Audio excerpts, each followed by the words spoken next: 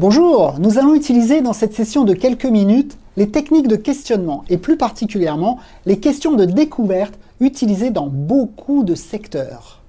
Que ce soit pour mieux comprendre un conflit, un mécontentement client, pour vendre un produit ou encore un service, ou encore pour faire participer un groupe lors d'une réunion ou d'une formation, et lorsque vous souhaitez avoir plus de détails lors d'une action incomprise, que ce soit dans la vie professionnelle, mais aussi dans votre vie personnelle.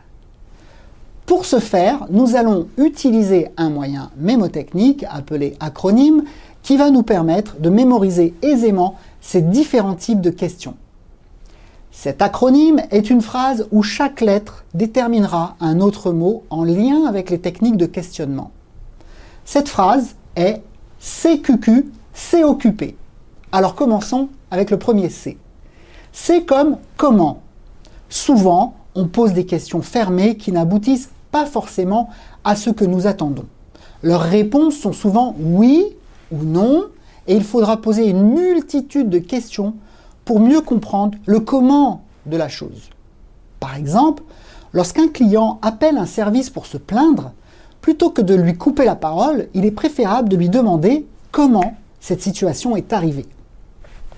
La deuxième lettre est le Q, comme quand. Cette question précise dans le temps une date, une heure, un moment précis et est souvent utilisée, notamment lors d'enquêtes de police. À quel moment vous êtes-vous aperçu de telle chose? L'autre Q de notre acronyme, c'est en lien avec l'entourage, le qui. Qui, ici, le qui permet de savoir quelle personne est responsable d'une action, d'une décision ou bien d'une aide. Qui va pouvoir vous aider dans cette situation, par exemple? Nous arrivons à présent au second C qui est combien. Que ce soit lors d'un achat important ou la gestion d'un projet, le combien va s'utiliser de diverses manières. Soit pour un montant, dans ce cas la question sera plutôt du style « quel est votre budget prévu pour cet achat ?» plutôt que « combien vous voulez mettre comme prix ?» beaucoup moins professionnel. S'il s'agit d'une gestion de projet, le combien va plutôt être utilisé en direct, comme par exemple « combien vous faut-il de salariés pour cette mission ?» C'est pour combien. Voyons à présent la question en relation avec le lieu. Le O pour où, l'endroit dans lequel une situation se déroule, que ce soit en vente pour identifier le côté géographique des besoins, ou encore lorsque vous souhaitez savoir à quel endroit vos enfants vont-ils se rendre en vacances, on utilisera le où. Par exemple, à quel endroit souhaitez-vous acheter votre maison? Où est située la maison de tes amis? O pour où. Il nous reste 2 lettres à couvrir. La prochaine, c'est le troisième Q de l'acronyme. Nous avions le quand, le qui, voyons le quoi. Le quoi, c'est le contenu d'un sujet. On l'utilisera de différents moyens. Par exemple, qu'est-ce qui vous ferait plaisir? En quoi puis-je vous aider? Le quoi ou qu'est-ce vous permettra vraiment de partir à la découverte des besoins de l'autre. Terminons à présent avec le P du pourquoi.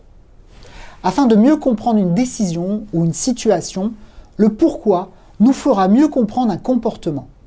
Pourquoi ne pas être d'accord avec moi? Il existe plusieurs types de questionnements.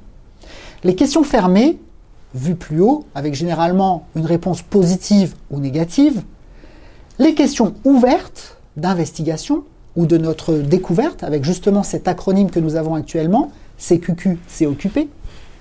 D'autres questions nommées questions alternatives permettront de poser et de proposer 2 solutions du type « Que préférez-vous?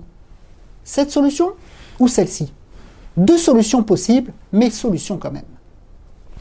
Enfin, les questions de retour qui permettent de poser une question à un groupe, mais de ne pas réagir à la réponse fournie, mais plutôt de la retourner sur ce même groupe afin de pouvoir ouvrir le débat.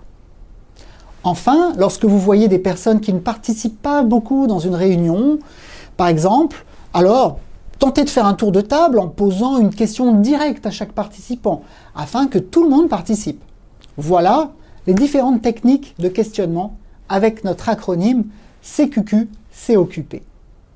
On récapitule? C'est parti. C comme comment, Q comme quand, Q comme qui, C comme combien, O comme où et Q pourquoi. ou qu'est-ce. Et enfin le P du pourquoi.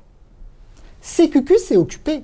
Voilà une nouvelle technique de poser des questions au travail ou à la maison, pour mieux faire participer et surtout pour mieux comprendre. À bientôt sur formatpack.com et sur notre page Facebook. Merci.